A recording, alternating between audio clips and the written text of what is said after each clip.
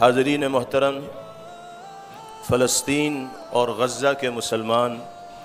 اس وقت تاریخ کے جس کربناک اور درد انگیز دور سے گزر رہے ہیں وہ کسی پر مخفی اور پوشیدہ نہیں ہے۔ تفصیلات سن کر اور پڑھ کر سچائی یہ ہے کہ کلیجہ منہ کو آتا ہے۔ گزشتہ چند ماہ سے جاری اسرائیل کی وحشیانہ بمباری کی زد میں آ کر بلا مبالغہ 50,000 سے زائد فلسطینی جاں بحق ہو چکے ہیں، جام شہادت نوش کر چکے ہیں، جن میں بڑی تعداد خواتین کی، عمر رسیدہ افراد کی اور چھوٹے چھوٹے شیرخوار اور معصوم بچوں کی۔ بین الاقوامی برادری جس کو اس خونریزی کو روکنے میں مؤثر کردار ادا کرنا چاہیے تھا، افسوس اس بات پر ہے کہ وہ برادری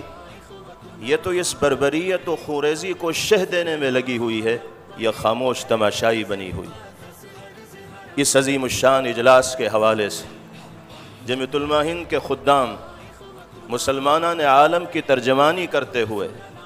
عالمی برادری کو اور طاغوتی طاقتوں کو یہ پیغام دینا چاہتے ہیں کہ مسلمان ہر طرح کی قربانی پیش کرنا گوارا کر لے گا، لیکن مسجد اقصیٰ پر یہودیوں کا تسلط اور اسرائیل کی حکمرانی نہ کبھی پہلے ہمارے لیے قابل قبول رہی ہے، نہ آج ہے اور نہ آئندہ رہے گی انشاءاللہ۔